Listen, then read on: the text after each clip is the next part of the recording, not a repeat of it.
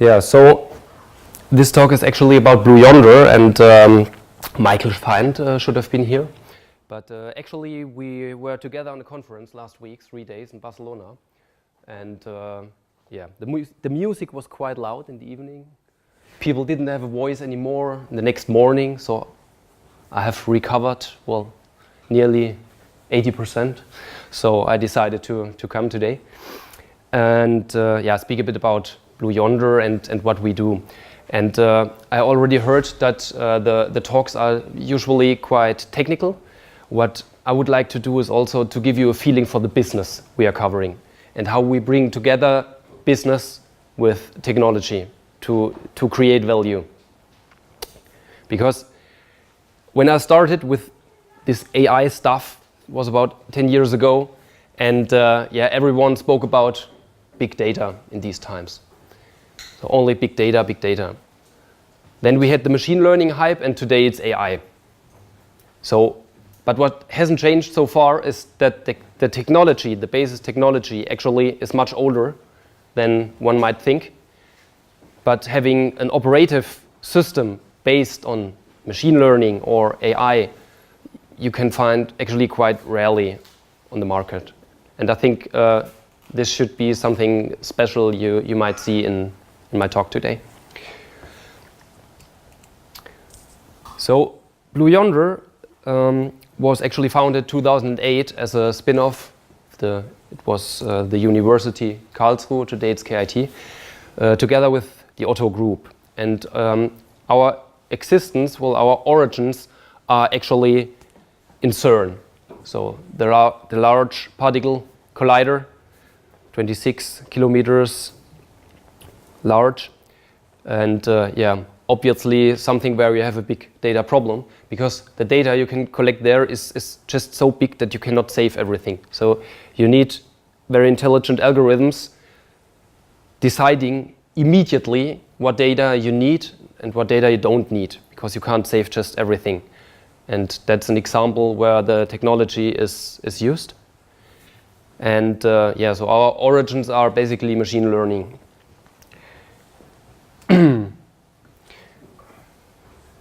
Then we went from a pure machine learning company trying basically everything, right? I mean, when you have a startup, you try to do everything.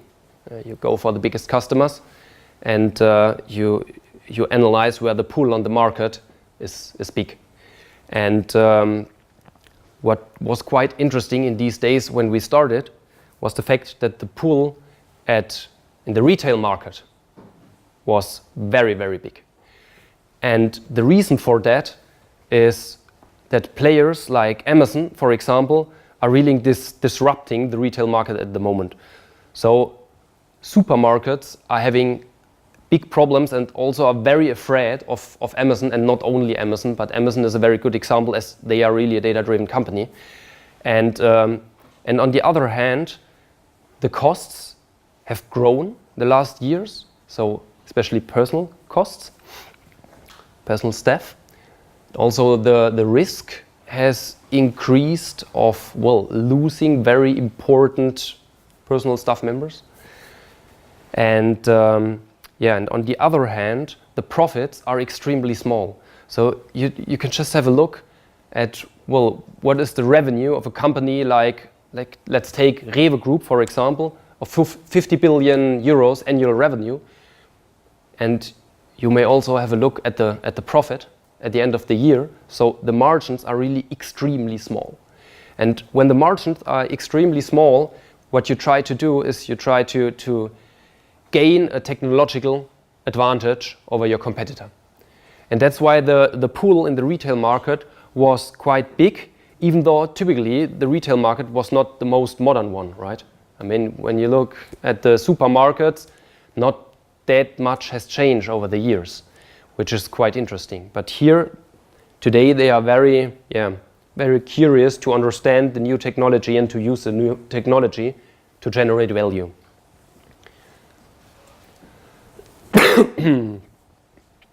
So let's speak a bit about decisions under uncertainty. I've brought an example. On the one hand, we have a pendulum. which is completely deterministic. Physical rules, you can describe it with simple physical laws. So it's deterministic. On the other hand, we have things like a lottery, which you cannot predict. So they are purely random. And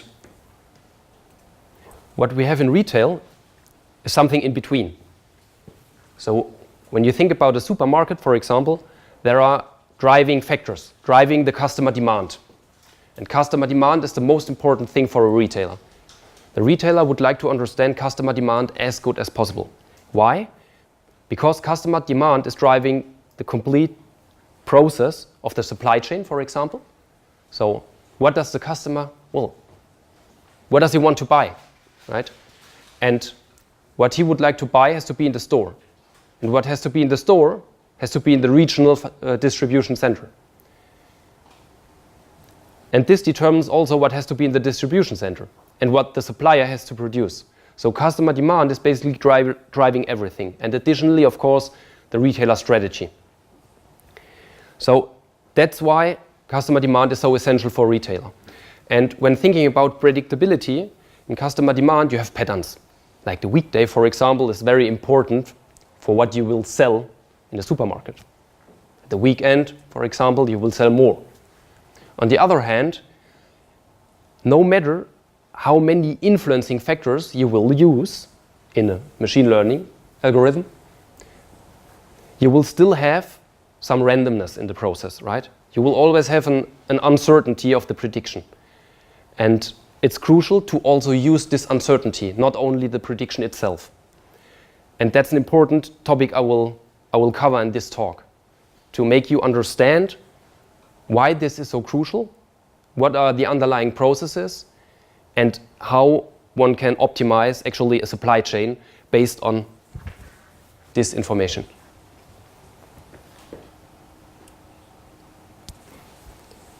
And if you have any questions, please ask. I think we have plenty of time, so it's fine. You had a question?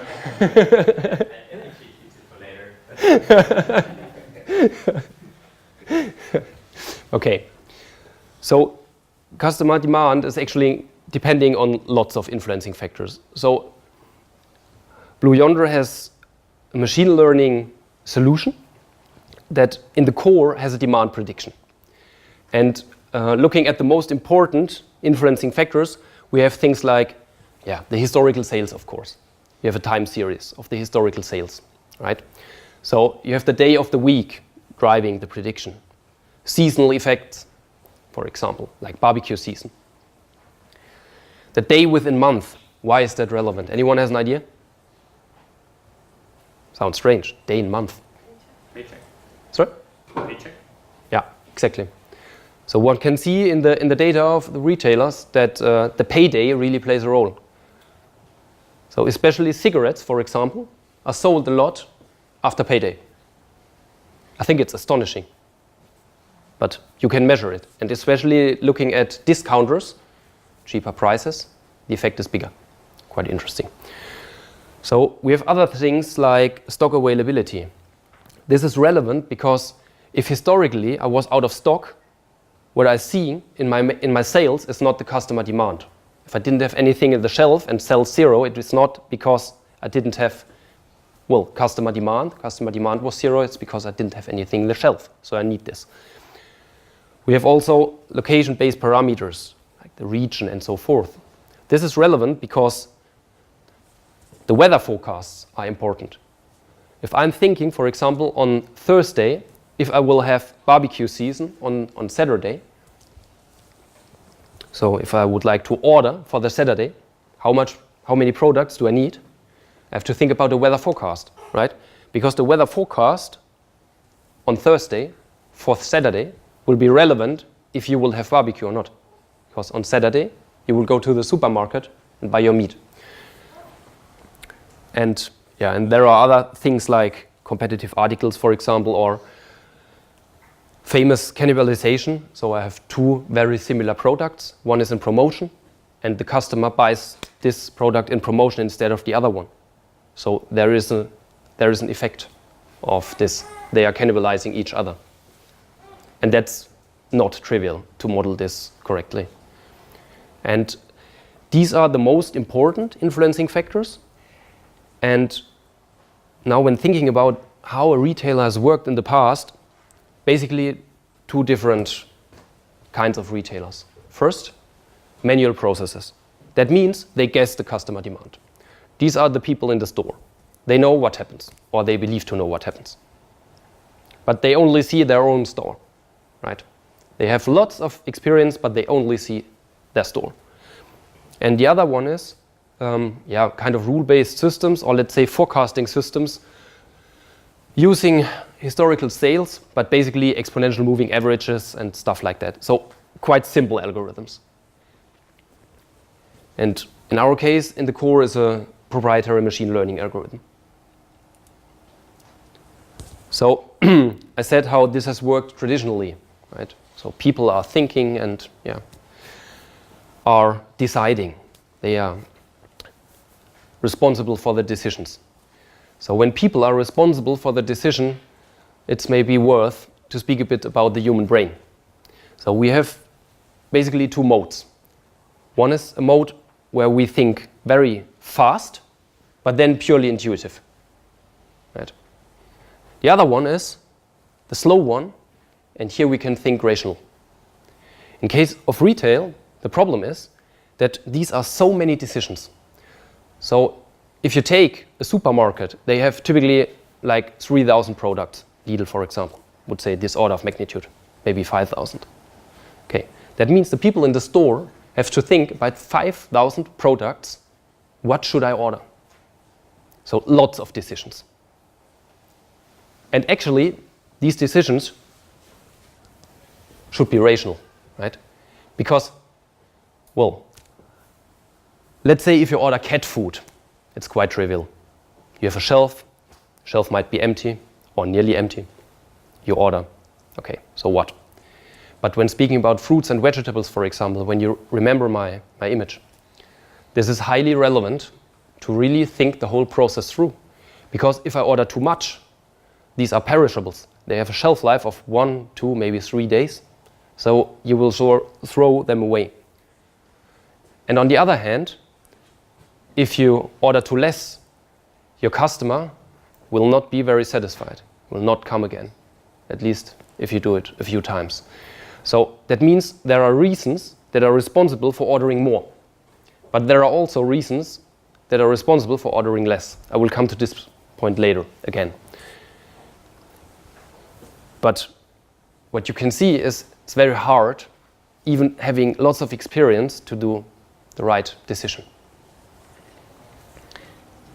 Do you have any, or can you share any idea of how big the error is from the human intuition? Like, I mean, how much does a customer, like a supermarket, have to throw away on vegetables a week, for example? Okay. Yeah, so that depends on the retailer. They have different strategies. For example, a discounter typically has very low waste, like let's say 1-2%, compared to the whole revenue they have, right? And but if you're looking for a hypermarket, for example, this is way higher, because their strategy is to have availability. Sorry? Because of higher inventory? Because they have a much bigger assortment. For example, this is much more complex when you have 10 different kinds of tomatoes than if you have only one, right? And also because their strategy is to have a higher availability. You are expecting from an Edeka, for example, that he's available, right? The products have to be available, even on a Saturday evening. While at the discounter, you are more used to the fact that you might, it might be empty. Yeah. So it depends on the strategy. And the span is, let's say, 2% for a discounter, maybe even a bit less, and up to 6-8%. So it's a lot. Now, when speaking again about the human decisions, what's quite important is the human biases, to understand how the human brain works, right? And there are lots of biases that are responsible for the fact that it's not possible for a human to do the right decision. And there is even a study, a paper, and they've shown that even, I think it was physicists or economists, students who really deeply understood this theory were not capable of doing the right decisions. Right? And the guys in the store are no students typically. So there are different biases leading to effects we can see in our daily life working with customers. For example, the ostrich effect. You have an idea, you believe your idea, and you put your head in the ground, and everything else is not important anymore. You have your opinion. You won't go away from it. That's what we often see. These are also effects, I will also come to this later, that are very important for the change management. When you're working together with a customer to understand how they think and the tendencies they have. I have not seen any customer not telling us that we are not capable of doing cannibalization. Then you have a look at the data and show. And you have the discussion again and show again and show again and show again. And when you've done it 5 times, they believe you. But this needs time. And there are other ones like overconfidence, for example, or you could pick any. But so this leads to the effect that they are not capable of doing the right decisions. So let's speak a bit about real life complexity. Just an example. We have a fillet.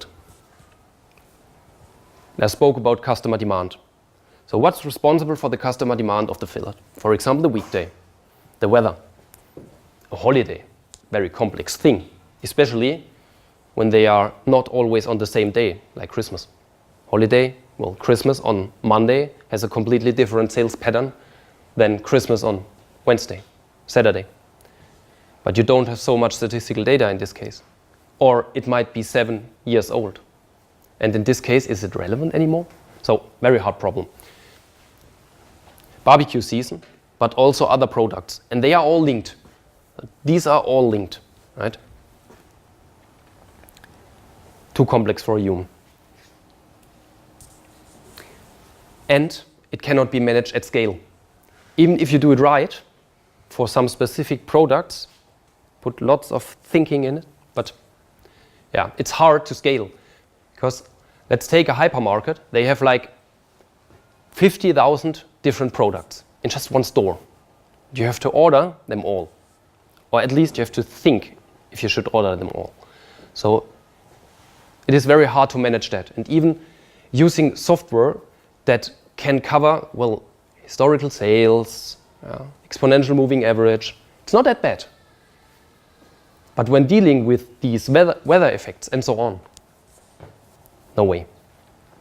What you can see here is the time and about 80 influencing factors and how the importance of the influencing factor change. So for example, this is an influencing factor in week 1. That was the most important one. For one specific product, one specific day, one specific store. In week 2, it's not that important anymore. What we have done, we were often confronted in the past with we had the discussion with the black box argument. Yeah? The customer didn't want to have a black box. That's why we developed an algorithm where you can identify the importance of the influencing factors for every forecast you do. Do you need it? Actually not. But when you have a change management process, when you would like to convince the customer that what you do is right and that you know exactly what you're doing, that's very powerful. So we completely developed a new algorithm having the focus on explainability.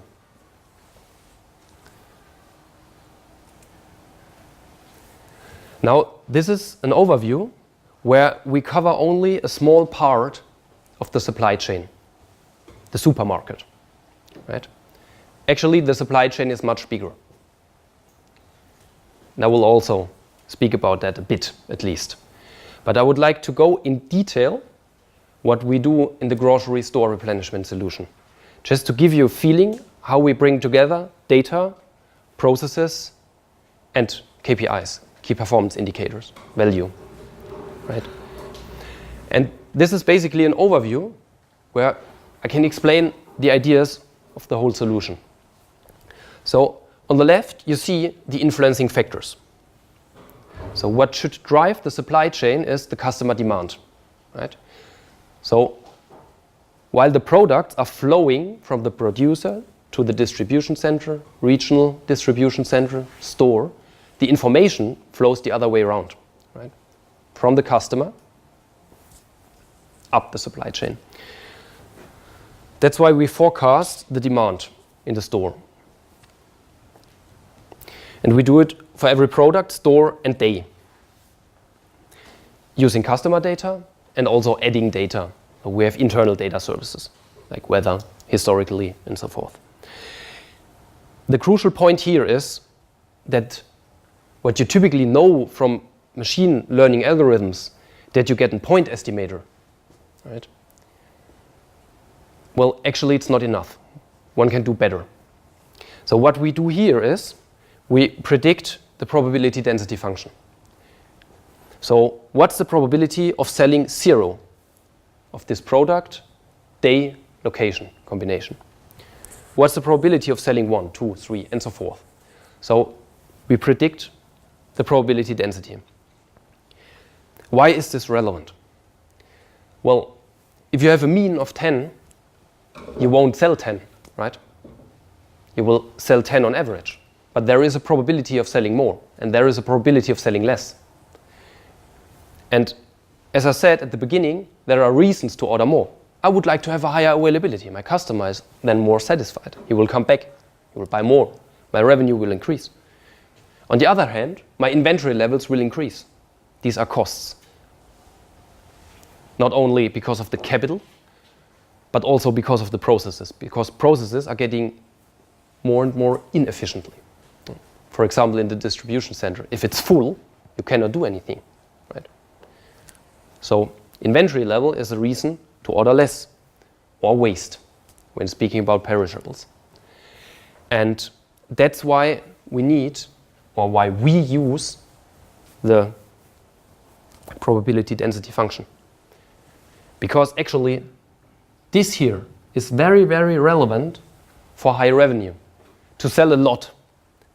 And if I sell only 0, I will have a high inventory level or waste, right? So it's even the other way around. Not only the mean is relevant. Yeah? This here and this might actually be much more relevant. So the goal is to calculate the best order for the store. So what shall I order now? Based on this inventory level and some constraints, like pack quantities, for example. I cannot order pieces. Maybe in one pack we have a pack size of 4 or 12. And we have other constraints like min-max quantities and so forth. So this is a complex optimization problem even when we only look at the store. On the other hand, the retailer might have a strategy.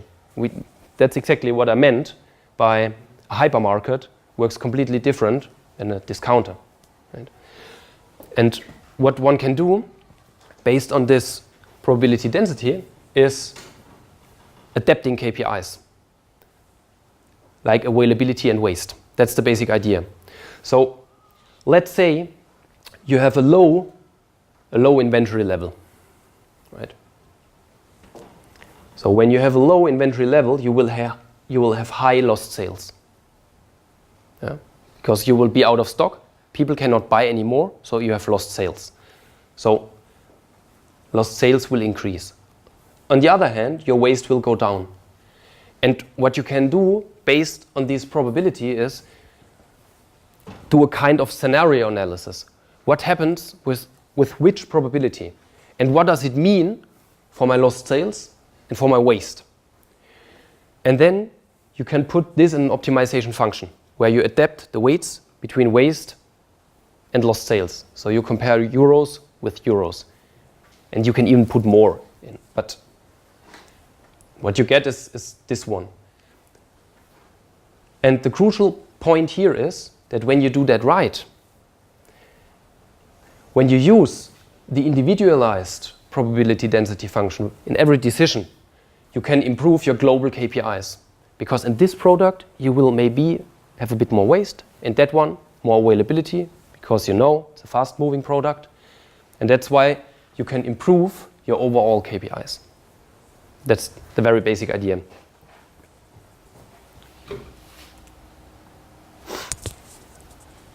So this is an example. We have the probability density function. We have a mean of 15. And these are the sales that would be relevant with for the lost sales. Right? If my inventory level is not high enough, I will have lost sales, selling a lot, if I could sell a lot. And with the waste, it's just the other way around. These are a few examples for what you can put in the optimization function. Lost sales, waste, inventories, but also cost to serve. Let's say you have a supermarket and you have some products sitting on a pallet. Now they are in the back room. You bring them into the store, but the products do not fit in the shelf. You have to go back. These are process costs. And this can also be optimized. And the constraints, these are typical supply chain constraints. Yeah. So in supply chain business is extremely complex.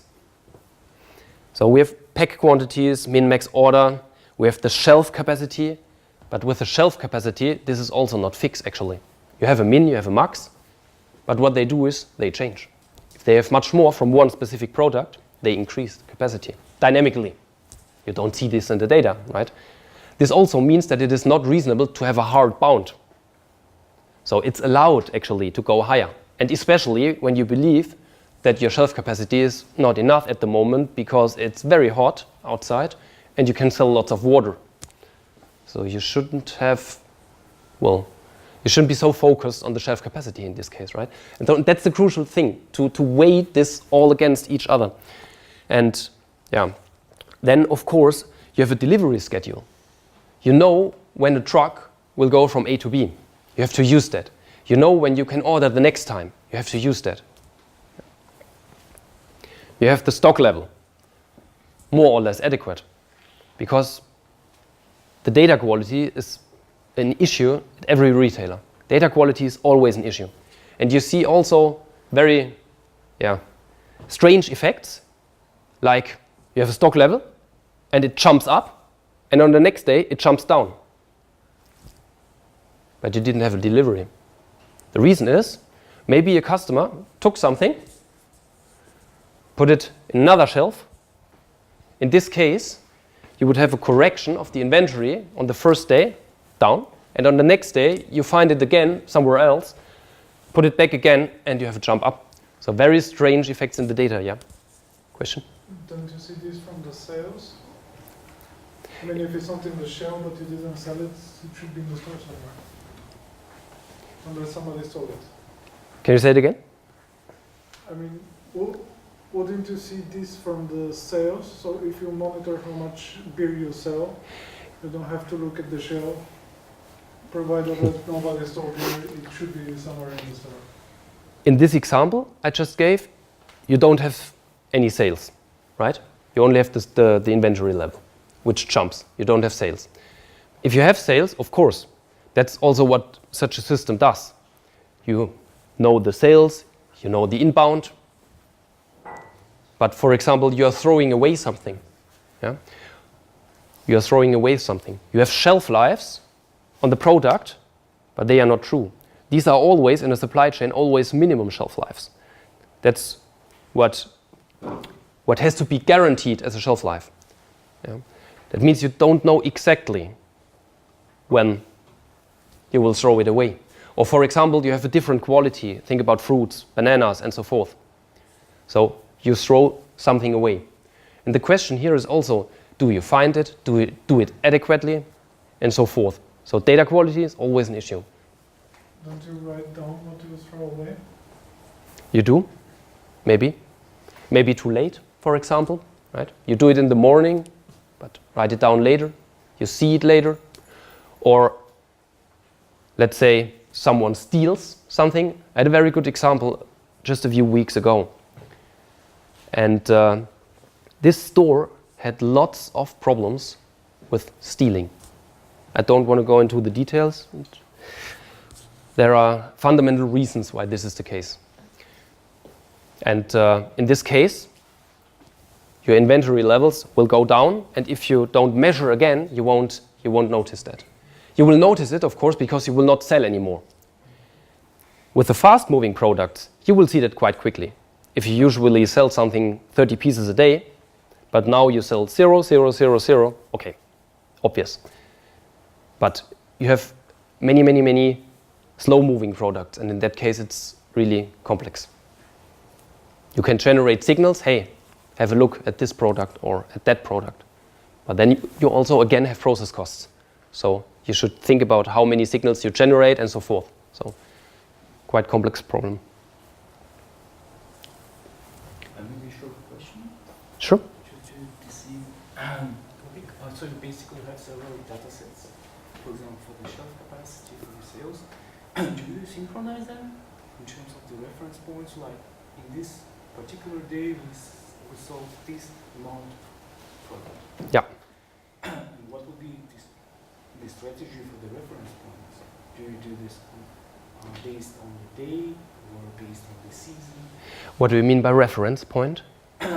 So you have several data sets, and you take one reference point and you check every single data set what is happening on this particular reference point. For example, on the day, specific day, on the Wednesday, we sold the sales we generated like $100 or euros for this amount of product. Or on this day we lost this kind of the product because of the stealing or something like this. Also, the problem is the synchronization. That basically. In that case, the synchronization is not a problem because the machine learning itself sees everything, right? So everything, every day, product and location combination is one event. So it will learn from that. Or what do you mean by synchronization? For example, for this event, how you decide which event to take as the normalized parameter? Yeah, but you have a machine learning, so basically a box where you put all the events in, right? So you learn from the historical data. You learn, from example, that on a Saturday you have more sales. You learn that when having a high temperature, people will buy fresh meat to have barbecue, and things like this. So you will learn that from the data. So a synchronization is not necessary. You have separated events, separated sales events. Okay, let me rephrase. So on the particular day, you are looking to extract some data, and you're looking through several data sets. How do you decide how deep you go on every single data set? What do you mean by going deep? I mean, I have the data sets as they are, right? I have the product number, I have the day, I have the sales. How you choose which event, how you characterize every single data set based on one event?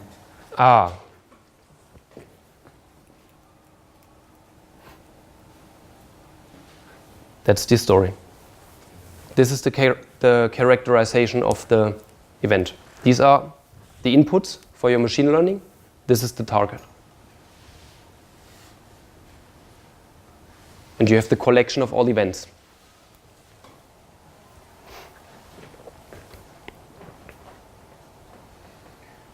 Does this answer your question? Partly. Then maybe think again about it and come back afterwards.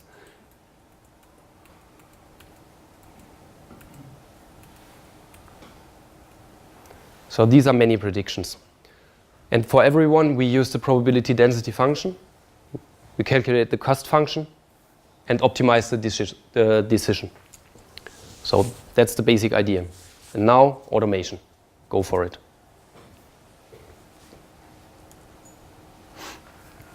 So these are the results, or what you can do with that.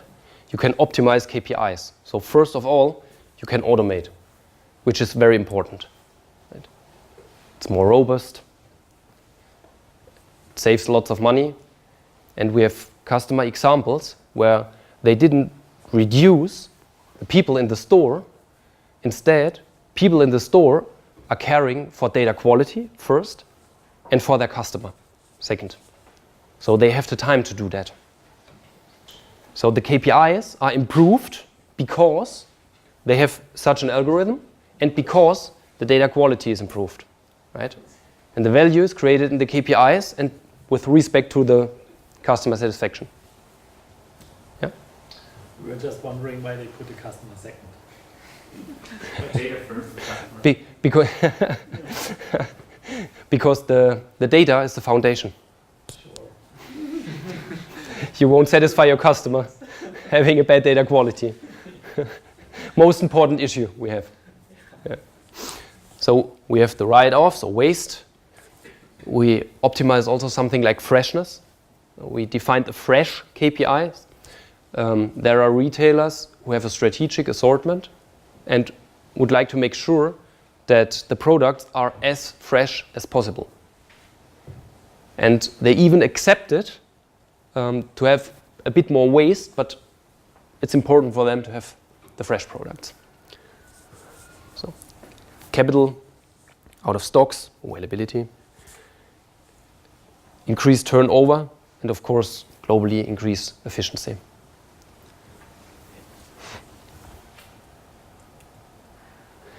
This is a very interesting example where you can see what automation does.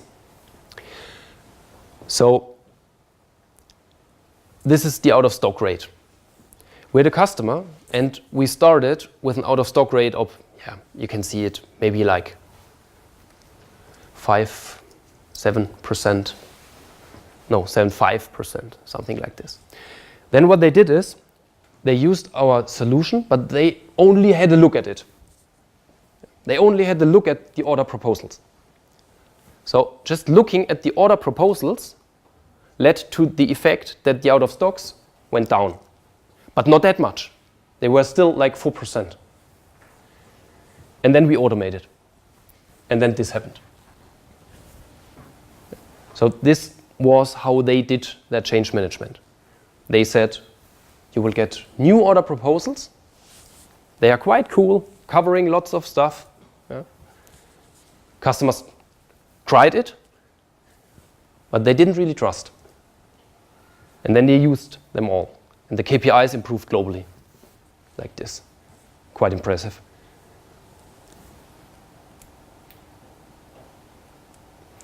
And that's, Just a small question to Yeah. the previous picture. You increase the service level, but how you increase the waste as well? it was about the same. Because this here was not the perishables. It was also in ambient assortment.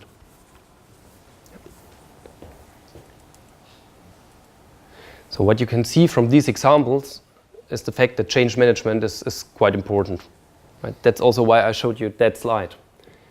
Because it's something completely new for people to have such a data-driven approach. I mean, as scientists, we're always thinking about, okay, this is my data, I set up an algorithm which works like that, and this is the output, and yeah. Here we have running processes. They were running for years. People have been working with these processes for years.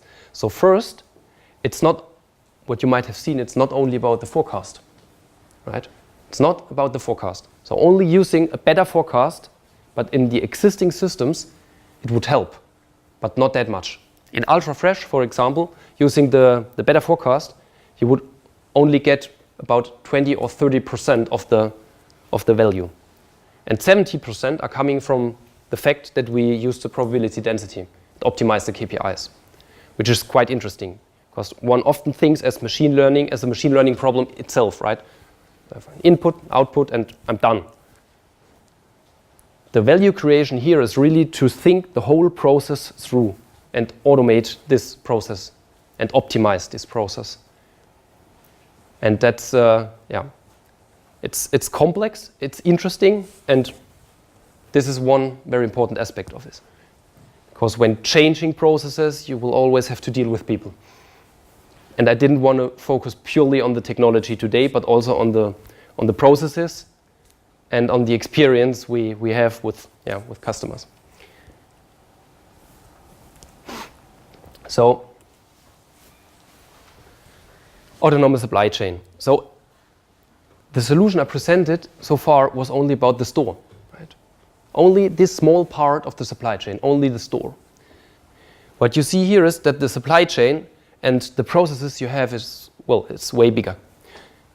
You have a supplier, you have a distribution center, you have the stores or maybe online stores. Sometimes you even have a regional distribution center. And you have processes like promotion planning done depending on the assortment 1 year ahead, 8 weeks ahead, or in ultra fresh more like 4 weeks ahead. You have an initial buy process, like I need the garden chairs for my do-it-yourself shop. I buy them, I order them in China 12 months ahead. Then you have the DC with a pick optimization. You only have a specific amount of pickers. Yeah. So if you have a solution which tries, for example, to get the products all only on the Saturdays in the store, you will have a problem with your DC because you won't have enough pickers.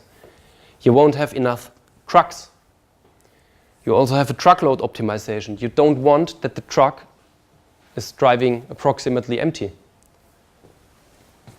So the replenishment I've explained for the store, you also have to think about that in the DC and in the store combined. Then you have personal staff planning. The amount of products you order will have consequences for the staff you need. And you have also something like dynamic pricing, and I will speak about that now in a few minutes. And of course, you have your customer. So now the products are running this way, the information the other way around. And maybe you read that Blue Yonder was bought by JDA. JDA is an American company. Blue Yonder, we have about 120 people. JDA, like 4,000 people. And what they do basically is they cover the whole supply chain process. So end to end. They optimize and know exactly what happens where. We don't do that. Not yet. But what we do is that part extremely well. And especially for those products where there is a big value, like ultra fresh, where the business case is 2-digit millions and not low 2-digit millions annual revenue or profit even. And so they are covering the whole end-to-end process. And what we are doing now is we bring it together. We stick it together, right? Because we have the excellent machine learning based forecast here. We have the probability densities. And now we can transfer them up the supply chain to use that, which is much more powerful than just using point estimators, or what one also does in specific systems, that they are separated. They don't know of each other. So for example, you would like to know what will go out of the DC, but as historical data, you use the outbound of DC, which is not reasonable, because just because it was outbound here, well, is that relevant for the customer? Was it too much or not? So that's why it's important to do it from the right to the left. What we are also working on with JDA is so-called Luminate control tower. So on the projector you can't see much here. The basic idea is to get transparency. So you have the end-to-end supply chain, and you know, for example, that shipments are late. You know it now because you have sensors, or let's say the simple way, your supplier gave you a call or transmitted data. And what you can do then is you can also have a look, where is this critical? My products will arrive too late. Is it relevant? Will I have an out-of-stock event, for example? What can I do? So these are the basic questions. And in the first step, these have to be made transparent. So these are all exceptions, right? All exceptions. They happen rarely, but they are highly relevant. And not that rarely that you could do them all manually. So that's why the idea is to support that in the first step. And so the basic idea is, in the first step, to have a visibility, what happens.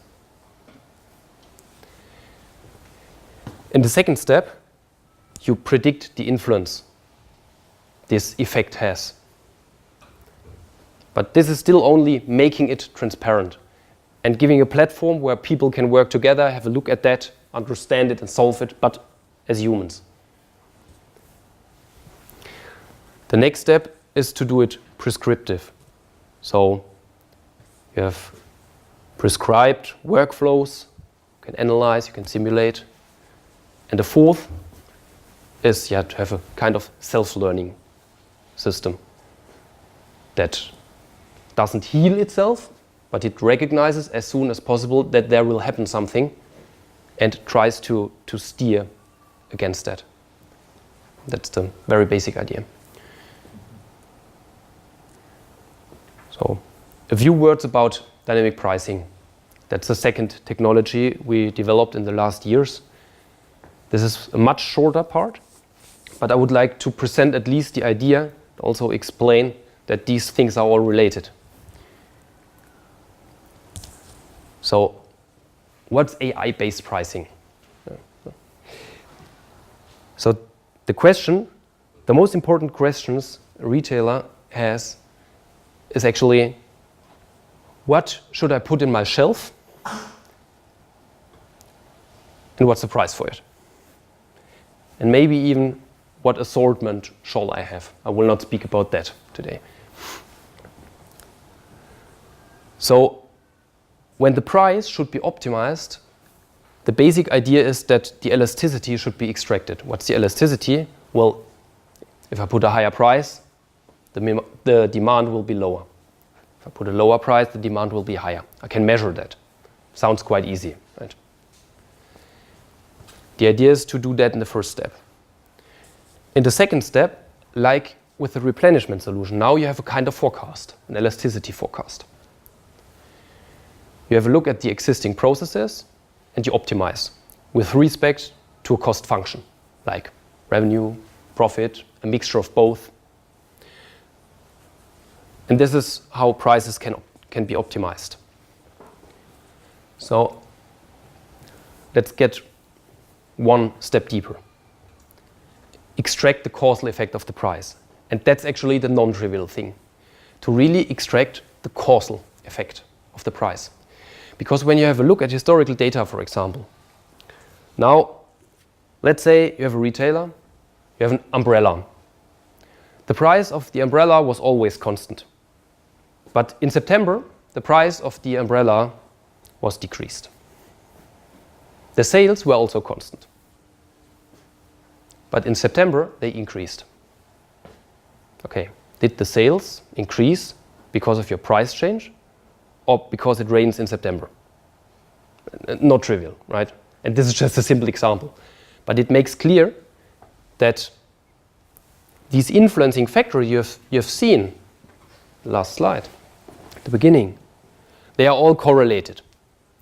And the price might also be correlated with these influencing factors because you have a traditional price approach, traditional pricing strategy, constant in time or maybe changed. So the crucial point here is really to extract the causal effect of the price, because these things I cannot change. I cannot change the weather, but I can change the price. So I have to know what will happen when I change the price. And that's what we extract. We extract the causal effect of the price. And then it works like this. We have a demand which is there anyway, right? Having, let's say, kind of average price. I put on top the price elasticity, because this is what I can change. I can change the price, so something will happen. I know my inventory. I have like a life cycle, for example. Let's say fashion. You have a fashion product. It comes into the store. Now you have a life cycle of, let's say, 12 weeks. And after 12 weeks, hopefully, you don't have the product anymore. Or maybe you have. But if you notice that your inventory is too high compared with the rest of the life cycle, maybe you should decrease the price. Right? But now you also have process costs. Decreasing the price costs something because someone has to go there, put a different sheet of paper, for example. There are electronic shelf labels, but not many retailers do have them today. So they will make this easier. But today, many manual processes, so you have to know the process costs. And you have a target function like revenue optimization, profit optimization. So if you would like to just to grow, you optimize the revenue. If you would like to switch more to be profitable, you can use the profit or a combination of both. You can also change it. And yeah, you have the life cycle and the processes. So depending on how you choose your strategy, if it is more to maximize profit or, for example, more to clear your stock, because you can also have a look at what does it cost if it is still there at the end. Do I have to throw it away? Do I have to send it back? Or maybe even put somewhere in a back room or in a DC and get it back to the store again 1 year later. So this is the strategy. Then the demand is predicted, the price elasticity is predicted, also based on machine learning. And the outcome is the optimal price. And the basic idea of that is, let's say you have a price now, price of like 130 euros, it's constant. And if I had this price for the whole life cycle, this would be my inventory level. So now I change the price here. For example, the red dotted line is the best price to optimize the profit. And the green one is if I would like to optimize for clearance. And you can see that it's different what happens. Yeah. And that's the basic idea to have the demand forecast, to know the price elasticity, to have a strategy, what's actually my goal. Actually, one of the most important problems when you would like to bring machine learning or AI-based systems, so that also do the decision, should be brought live. Yeah. I don't know how many customer discussions I had. Well, we have lots of data. We would like to do something, some machine learning stuff. Yeah. But what's actually the goal? So KPIs have to be defined, that you can measure success of your solution and that it creates value. And that's how the connection here is, right? And this has to be connected with the retailer's processes, with the constraints and so forth, and is simulated, and then the best decision is calculated.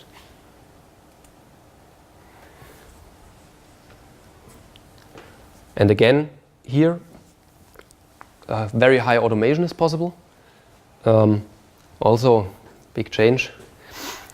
The market share can be improved, the turnover, depending on the cost function. Also both on the same time, by the way. So we have customers, all customers where this solution is live, the profit as well as the revenue is increased, both. So it's really amazing what you can do with that. And you can optimize the raw profit. You can also focus on new customers, to get new customers. You can optimize the returns, so what's going back in the DC to the supplier. And what also was often a topic is complaints. So is the customer satisfied? Does he notice that? How does he react? Right?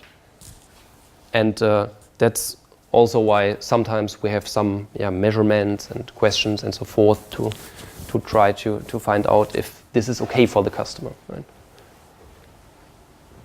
And also the rest at the end of the season can be decreased. So again, change management here is a big topic, because I discussed about the replenishment, where people used to order manually, for example, in the past, or used rule-based systems. But still switching from a rule-based system to a machine learning-based system is a big change, because data quality is much more important. You have more data sources, you have to care much more for the data quality, you have to accept the outcome, because before you had like 50% automation, 60%, 70%, depending on the assortment. Now the goal is actually to have 100%. And with pricing, it's very similar. So prices were set in the past manually, or simple Excel sheets were used. And often the assumptions are that, for example, you can change a price, but the demand will be the same. So I've seen that retailers change the price, but the demand will be the same. Not reasonable, right? If you do that, you could increase your price to infinity, basically. But still, they are working with such sheets. So also here, the change is very big.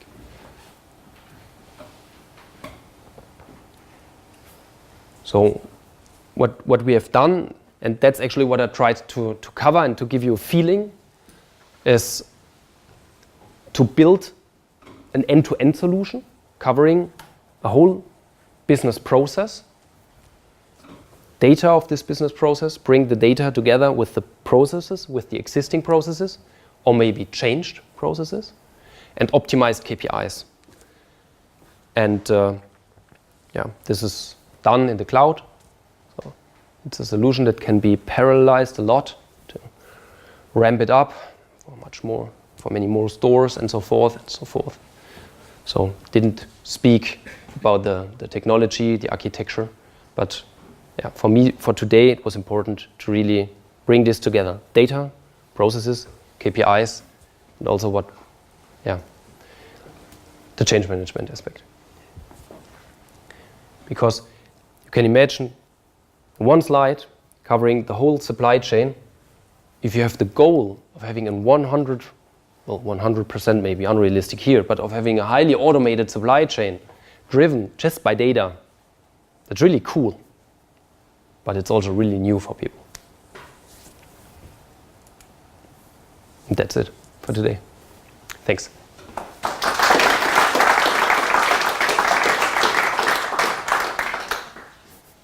Are there any questions to Christian? What particular algorithms worked best for the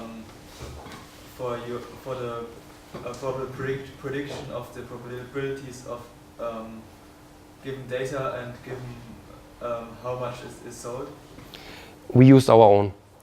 So we developed an algorithm like, well, Michael Feind actually did it before the company existed 20 years ago. It used to be a neural network. And then it was more and more developed with very powerful pre-processings that the neural network was only used as a boost, so afterwards. And in daily problems, the boost didn't do most of times anything, right? So, which was quite powerful, because this also speeded it up a lot. And today we have an algorithm which we call cyclic boosting. It's also 100% proprietary. Of course, we use Bayesian technologies and so forth inside, but that's our algorithm. We also compared it with deep learning, for example. We had, I think it was like 1 or 2 years ago, we had a small project where we wanted to know if deep learning could increase the forecast accuracy. We also brought together the probability density approach with deep learning, for example, with TensorFlow. And we had this test, and the results were, let's say, comparable. But our algorithms are way quicker. So that's a big advantage. And also the tendency to overfit was better in our algorithms. There is also used, let's say, domain knowledge about retail. So for example, when really having live machine learning software, it's very important to be extremely robust with respect to outliers, right?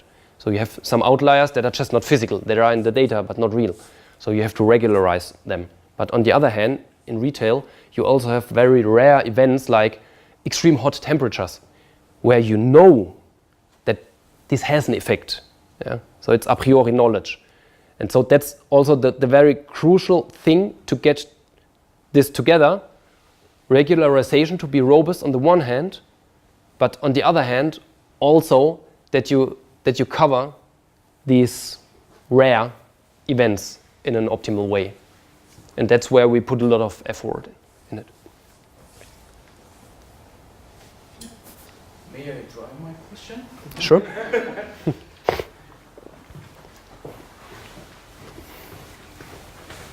So my question is basically based on very, I think this graph with a lot of data sets. Yeah, basically a lot of. You mean the parameters. influencing factors? Yeah. Yeah. Mhm.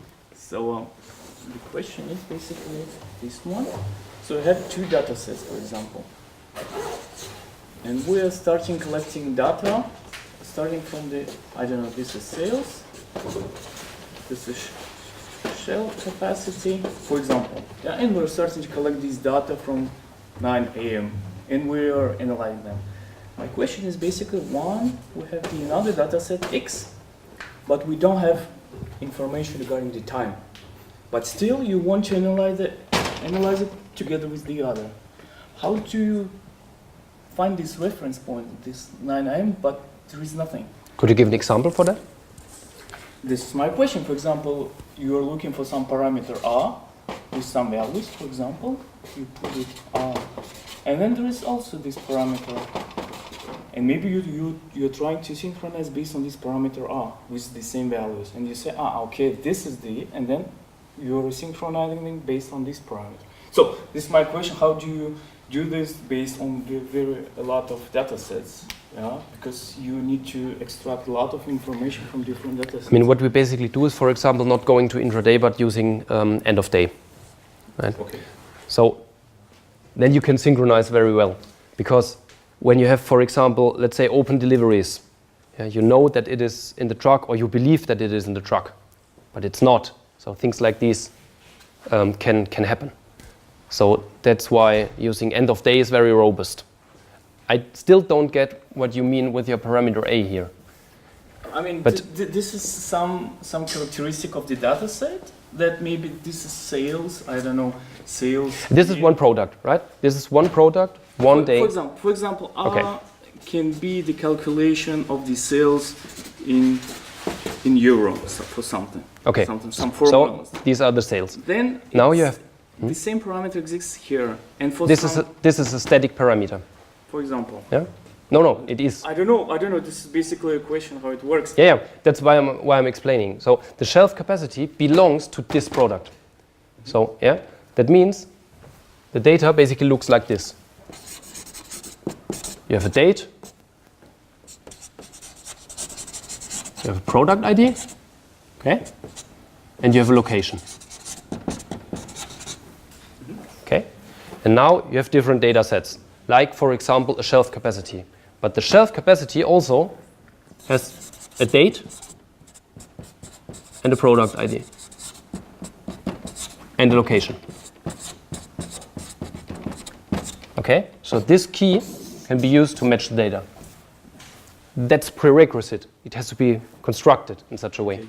And for example, one of these key exists here, but you analyze this both data set based on this key, for example. Yeah? You start to analyze. No, I construct the data sets in a way that they fit together.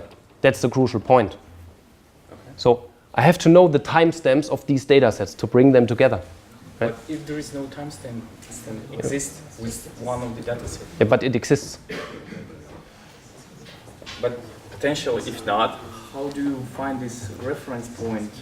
I don't have to find a reference point because I know the timestamp of this. Okay. Yeah, like the shelf capacity, for example, this is prerequisite to tell this the system. And typically, these are constant over time. Yeah, they change a bit in the shelf, but it doesn't matter. Yeah? The solution has to know that this is ruffling the shelf space, for example. Okay. So just as an example. Yeah? So you have to construct the data in a way that it maps. It's very important. Maybe let's cover some more questions and sure. maybe you can take this offline. Thank you. Yeah. So my question is related actually to your answer on the first question.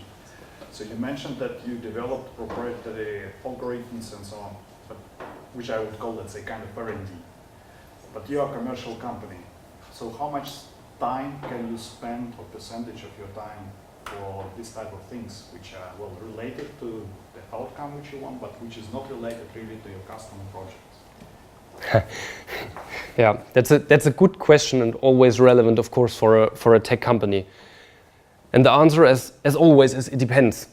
I mean, it's always driven somehow by the customer, right? For example, when we started, we had a software. So basically, it was the other way around. It was not like, oh, there is a customer, I will develop a machine learning. It was the other way around.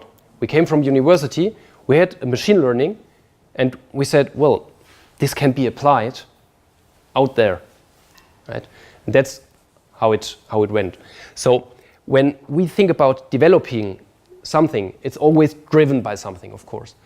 Like, for example, we have a customer believing that there is something that doesn't work right.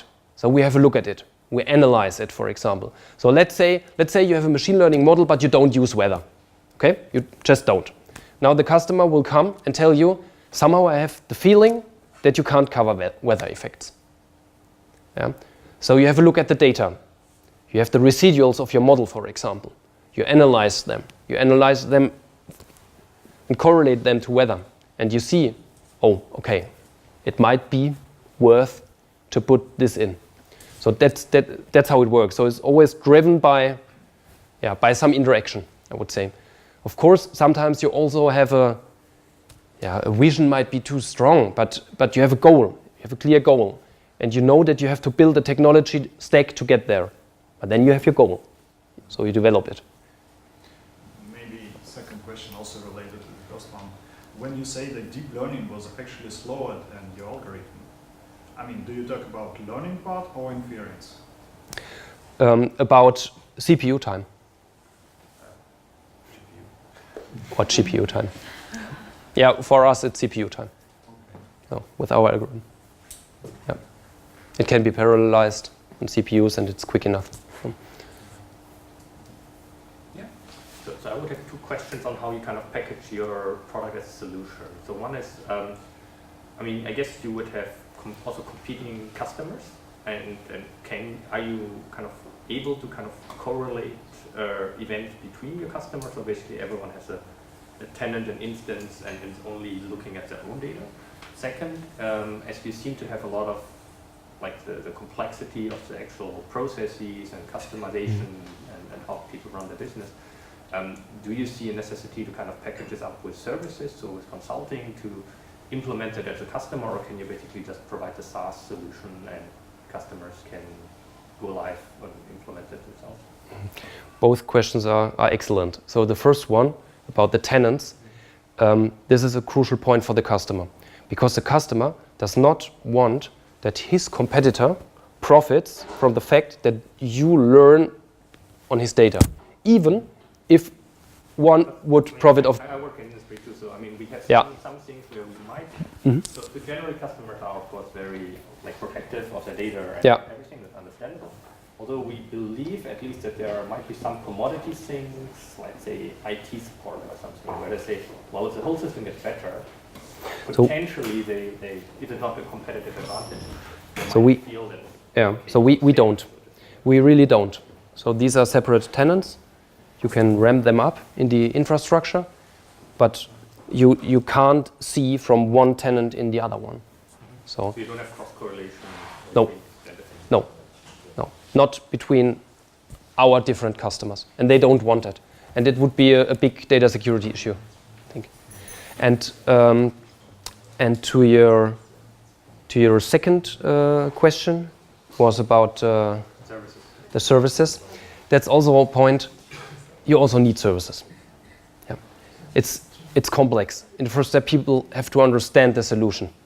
They have to understand how this solution will transfer the processes, what it means, what are the advantages, the disadvantages, what does it mean for the daily life, and so forth. So yes, we need that. We need the change management, for example, but also, and I didn't cover these details here, but we have, for example, a simulation. We can run a simulation for the supply chain, where we can also have a look at what happens if you change, let's say, specific processes or data. So let's say, for example, you decrease the pack sizes. Yeah?